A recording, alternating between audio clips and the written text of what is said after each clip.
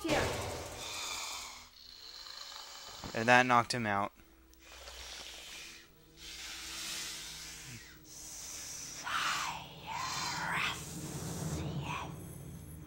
What did you say, Harry? You're a parcel mouth, Harry. Why didn't you tell us? I'm a what? A parcel mouth? You can talk to snakes. So, does it matter? It matters, Harry, because being able to talk to snakes was what Salazar Slytherin was famous for. That's why the symbol of Slytherin House is a serpent. Now the whole school's going to think you're his great-great-great-great-grandson or something. But I'm not. You'll find that hard to prove. He lived about 1,000 years ago. For all we know, you could be. Anyway, we've got Quidditch practice next at the Quidditch Stadium. I'll meet you in the entrance hall, Harry. Nice to cut out a serious conversation, Ron. Harry, this is serious. You're speaking Parseltongue, so that means you could be a possibility of Salazar Slytherin's great-great-great-great-grandson. But I'm not. There's just no possibility that I could speak Parseltongue. And then Ron just cuts the serious conversation going, anyway, we got Quidditch practice next. I'll meet you at the entrance hall. Seriously, Ron, it's a serious matter. I'm pretty sure Harry knows where to go next. But yeah, it's kind of weird how they take that into a serious matter, considering that we still have not come across any sign of people talking about the Chamber of Secrets, which is kind of weird. Number 57. Gifford Ollerton. Famous giant slayer killed a giant hengist of Upper Barnton. I'm not sure if that's supposed to be a crime or what. I don't know. But yeah, it's weird because this game just doesn't follow the story perfectly at all. It just doesn't.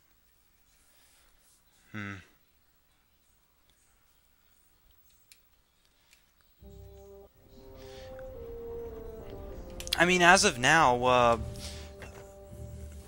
Nearly Headless Snake has already been petrified. Or, not really petrified. Or, yeah, petrified. What else has happened? Yeah, that's pretty much it.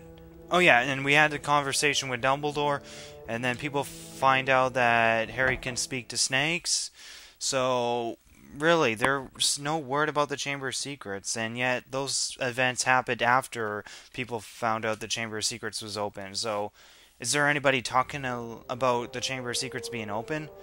I don't know, it's just a total plot hole in this game. That's why I don't really enjoy the games as much, just because of their plot holes and stuff that just don't make sense. What do you have to say, Malfoy? You wouldn't want to get caught in some duel without teachers around to protect you. Ooh, was that a threat, Malfoy? What do you have to say, Crab? Slytherin. Grr, Gryffindor. Snake. Speak properly.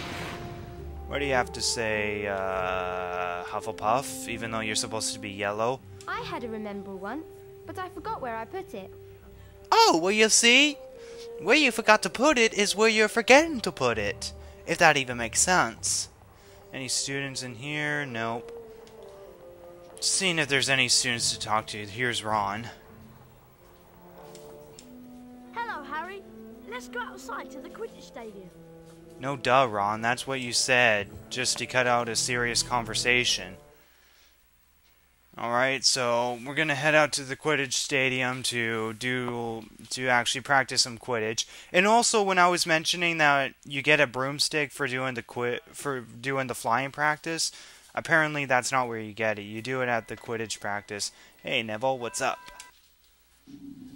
Gnome dunking, gnome tossing, racing, don't want to do either. Yeah, so this way to the Quidditch Stadium. Yeah, apparently on any other version, apparently you can walk all the way around Hogwarts grounds. And according to one comment that I received, those wolves, or whatever do you call them? What are they called? What are they called? Dire dog spirits. Apparently these appear around Hogwarts during nighttime, and considering that you get these shortcuts in the GameCube version, I don't know. I think I might as well say the GameCube version's not worth it, but it's still fun. I'm looking forward to this, aren't you? Let's go in. But then that all depends if you want to make this a fast play and get to locations quick, or if you want to explore the nice Hogwarts, you know? I mean, you could do that in the Philosopher's Stone, or Sorcerer's Stone was what they called it, but why not the Chamber of Secrets on the GameCube version? I don't know. Alright, let's do some Quidditch practice. Listen up, you lot. We're going to make sure we win the Quidditch Cup this year, and the way we're going to do that is practice, practice, practice. First, a quick recap of what we learned last year. I'll start with the Seeker. Over here, Potter. Now watch carefully. That's good, Harry. Flying through each ring makes you go faster and increases the magical charge in your broom. Alright, so this is pretty much what we have to do, is just go through reigns, and it will increase our speed as we go through these reigns, which will get us towards the snitch. And as we do the real Quidditch, when then... you're going faster, you'll see the magical charge in your broom has increased too. You can see this in the trail the broom is leaving in the air behind you. Yeah, as we do real Quidditch, then the Seeker will also be following us, either in front of us or behind us. And we have to get the right moment to catch the snitch. The magical charge in your broom is at maximum. You can now get that extra boost of speed. Yeah, so if we get through an amount of reigns, then we can get a boost, which is what we need to catch the snitch. So let's see if we can try this out without crashing. Whoa! Time your grab at the snitch, and you'll catch it. Let's see if we can catch it.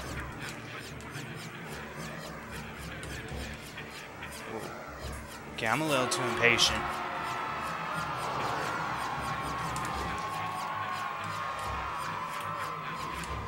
I'm impatient. There we go, got the snitch.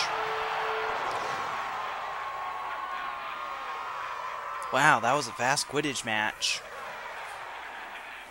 Yeah, so we'll be versing Hufflepuff, Ravenclaw, and then Slytherin. And Slytherin will always win when they're versing against Hufflepuff or Ravenclaw while we're versing the other team. Okay, you know the score.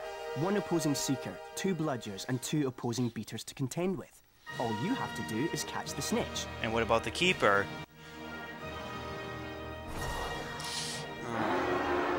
So this is almost like the real thing. No, he hasn't actually talked to us about bludgers, but there's bludgers that do appear in the Quidditch match, and if you get hit by them, then you lose your speed. Oh, and also if you hit any of the towers... Wait. Yeah, that happens. You lose your boost, and you're ending up slow.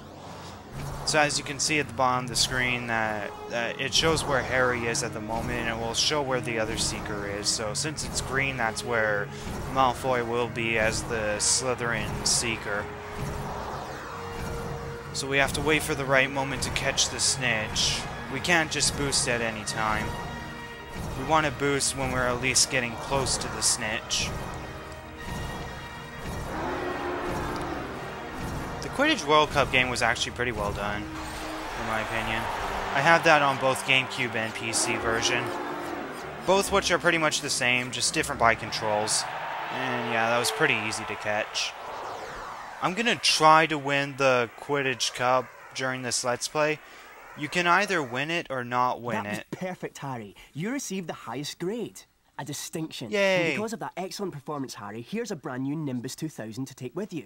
You'll be able to fly anywhere around the grounds, but try not to crash into too many of the towers. If you want to try your hand at Quidditch practice, Harry, just come over here. Yeah, so we already got a distinction, so that means we don't have to do the Quidditch practice, but we still have to do the flying lessons to get the distinction, but I'm probably not going to show that in the Let's Play. So now that we have a broom, we can actually fly around Hogwarts grounds, which is kind of our opportunity to actually explore Hogwarts. Yeah.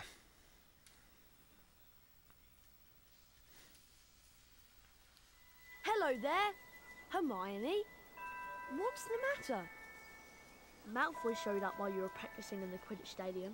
He's been made Seeker after his dad brought his way onto the team with a whole set of Nimbus 2001s. Hermione said something about it and he called her a filthy mudblood. A what? A mudblood? It's a really disgusting name for someone who was born of non-magical parents. There are some wizards, like Malfoy's family, who think they're better than everyone else. Anyway, it's a horrible thing to say. If it hadn't been for Hagrid showing up, I'd have cursed him. He's not worth the trouble, Ron. I suppose you're right. Anyway, I'm tired and I'm off to bed. Let's go. Well, Hermione, you're gonna have to get used to being called Mudblood by Malfoy. Okay, so I'm not gonna end the day just yet. I'm gonna test out my Nimbus 2000. So, we have to get it on in the areas that we can actually even fly to. So by doing this, we can fly all the way around Hogwarts and explore Hogwarts grounds. So this is where we were doing the gnome dunking, or tossing, I think it was dunking. I actually never noticed that before. Hey, you can actually do physics like this. That's pretty cool. So you cannot fly pretty far, unfortunately. What's happening to my broom? I must have hit a magical barrier. Magical barrier. Nice, Harry. Oh, there's a nice rain up there. Let's go get it.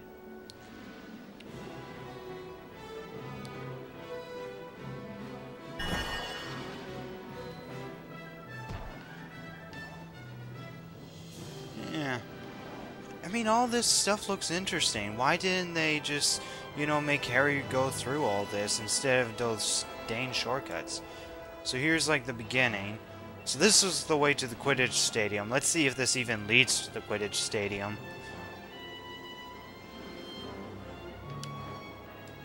No, wait, hold on. Okay, no, it leads right here. Then we go out here, and the Quidditch Stadium's way over there. Alright, where else do we go? Okay, over here is where we left the Whomping Willow. And that's pretty much where Harry goes to Hogwarts. Hagrid's hut. Let's see, okay, there really is no path showing a way to get to there. Actually, let's go back to the entrance hall. Yeah, so by going out here, the path kind of ends right here. Yeah, it's funny how Harry's like, what's that over there? Or that's interesting, and there's really nothing interesting. Okay, this way to flying practice. And actually, you want to know where flying practice is? No, wait, it's not down. Oh yeah, it's right here. So, it's leading the wrong way, so I don't really figure out... I don't really know why these shortcuts are even helpful, because they're not.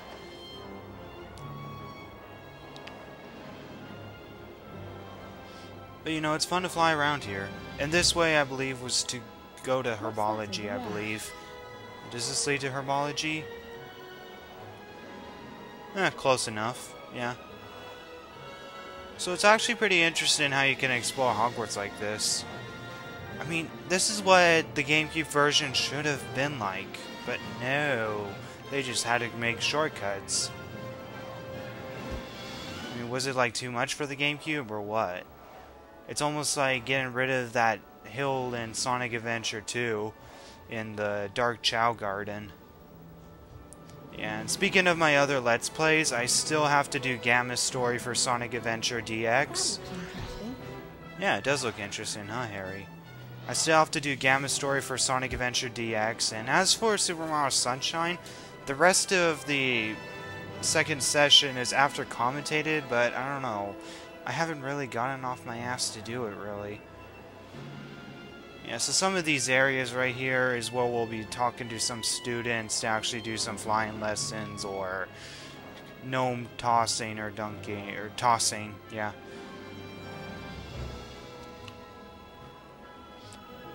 So we can only get off our broom in areas that we can actually, like, you know, get off of.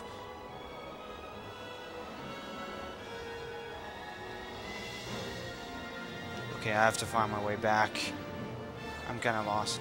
Oh yeah, this is the point where Harry goes through here, And the dragon hits him, he slays the dragon, and yeah. That was only in the movie. I mean, it was different in the book.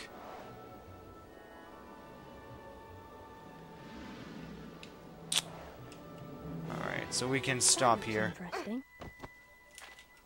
So I'm just going to put this away, considering we're probably not going to use this broom again. Alright, what should we do? How many beans do we have? 9 beans? That's not even enough. That's ridiculous. Ah, screw it, I'm gonna end the day. Alright, end day.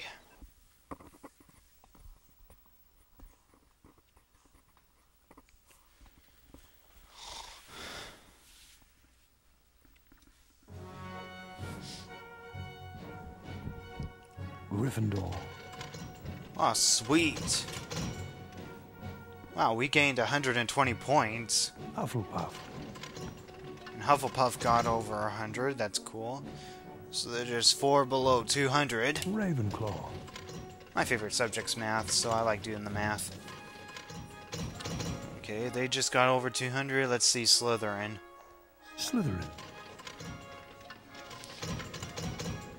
Oh, Slytherin's ahead of us by the looks of it. Now, we don't really have to worry, just as long as we don't get caught by prefects too much and we do things right and not look for the lost and found items, then we should win the House Cup. I never actually bothered to actually see what happens if you lose on purpose. Or, not really lose on purpose, but lose winning the House Cup. I'll have to see. Like, maybe some other time, but it won't be during this Let's Play.